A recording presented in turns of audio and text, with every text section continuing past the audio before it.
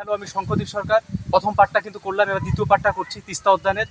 আর এই দেখুন তিস্তা উদ্যানে এখানে কিন্তু পুরো একটা স্টিমারের মতো তালা মারা আছে। যদি এখানে উঠতে চান অবশ্যই কিন্তু এখানকার যারা স্টাফ আছেন আর কি ফরেস্ট ডিপার্টমেন্টের, ওনাদের সাথে কথা বলে নিতে পারেন। তো এখানে কিন্তু পুরো বন্ধ আছে, আর বাচ্চাদের উঠলে কিন্তু অনেকটা এই যে দেখুন জল জল দেখে কিন্তু সাবধান। আর এই তো এই যাবো এখন, এটা পুরো গুহার মতো, এই দেখুন পুরো পেন্টিং করা আছে এখানে।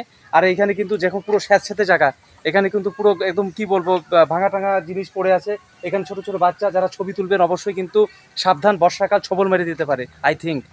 এই যে এটা, এই দেখুন, এই যে এই দেখতে পাচ্ছেন, এটা কিন্তু পুরো একদম শিম্পাঞ্জি, এটা আদিম মানুষ। এই তো গুহার ভিতরে ঢুকবো। এই বাবা হাই হাই বলে দাও। এই তো গুহার ভিতরে ঢুকছি। এই গুহার ভিতরে ঢোকার সময় কিন্তু সাবধান, ছবি টবি তুলবেন। এখন কিন্তু প্রায় বর্ষাকাল শেষ হলেও কিন্তু পিছলা একটা ভাব আছে, কিন্তু এটা পড়ে যেতে পারেন। আর যেখানে সেখানে কিন্তু ভিতরে হাত দিবেন না। এই তো গুহার ভিতরে ঢুকে গেছি। এবার এই তো আরও দেখাবো জলপাইগুড়ি তিস্তা উদ্যানের ছবি। চলে আসলাম, এই তো আরেকটা গুহার মধ্যে চলে আসলাম। অবশ্যই আপনার প্রিয়জন, আপনার ফ্যামিলিদের নিয়ে অবশ্যই এখানে আসতে পারে। এই তো চলে এসেছি। চারা গাছ তিস্তা উদ্যানের ভিতরে এরকম পুরো ফাঁকা আছে, ভিতরে ঢোকার চেষ্টা করবেন না। পুরো কিন্তু আমাদের এখানে নর্থ বেঙ্গল এরিয়া, প্রচণ্ড সাপ, বিষাক্ত সাপ থাকতে পারে।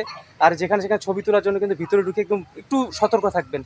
আর এই যে সাইডে যে যখন বোটে চড়বেন টিকিট কেটে, আর অবশ্যই কিন্তু বাচ্চাদের অবশ্যই কিন্তু পুরো কেয়ার, এটা পুরো পড়ে যেতে পারে। অবশ্যই কিন্তু একদম আনন্দে উল্লাস হয়ে কিন্তু একদম কি বলবো, একদম ভুলে যাবেন না কোনো কিছু, সব কিছু ঠিকঠাক, মানে একদম মাথা ঠান্ডা রাখবেন। অবশ্যই আনন্দ উপভোগ করবেন, আপনার প্রিয়জন, আপনার ফ্যামিলি সবাইকে নিয়ে আসতে পারেন। বেশ সুন্দর পরিবেশ।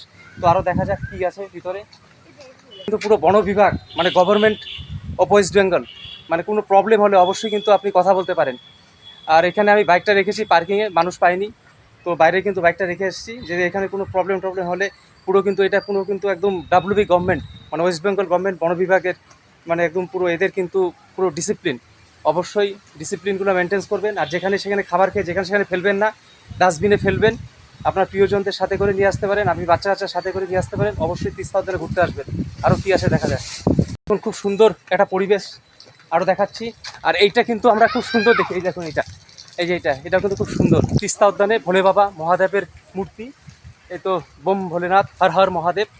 তো আরও দেখবো কি আছে। আর এই তো ওইখানে অ্যাকোরিয়াম আছে মাছের, সেটা বন্ধ আছে, দেখাতে পারছি না। আর এইটা হচ্ছে ক্যান্টিন, আপনি খেতে পারেন, আপনার প্রিয়জনকে সঙ্গে নিয়ে সেখানে খেতে পারেন। বাচ্চা কাচ্চা খাবার আছে, আপনি খেতে পারেন। এটা কিন্তু ক্যান্টিন, খাবার জিনিস আছে কিন্তু এখানে। তো সাইডে যেটা আছে ক্যান্টিন আছে, অবশ্যই আপনি খেতে পারেন তিস্তা উদ্যানে ঢুকে। তো সম্পূর্ণ ঘুরে দেখালাম। ভিডিও ভালো লাগলে অবশ্যই লাইক শেয়ার করবেন। আর যেটা কথা হচ্ছে, বৃষ্টি হলে যেটা বিশ্রামের জায়গা, সেখানে বসে পড়বেন বিদ্যুৎ চমকালে। আর তার ধরবেন না, স্যাঁতস্যাঁতে জায়গা, যেটা মাথায় রাখবেন সবল দিতে পারে কিন্তু আই থিঙ্ক, পোকামাকড়, এগুলো কিন্তু মাথায় রাখবেন। খাবার খেয়ে একটা নির্দিষ্ট জায়গায় ফেলবেন, মানে আপনার বিহেভিয়ার, আপনার স্মার্টনেস।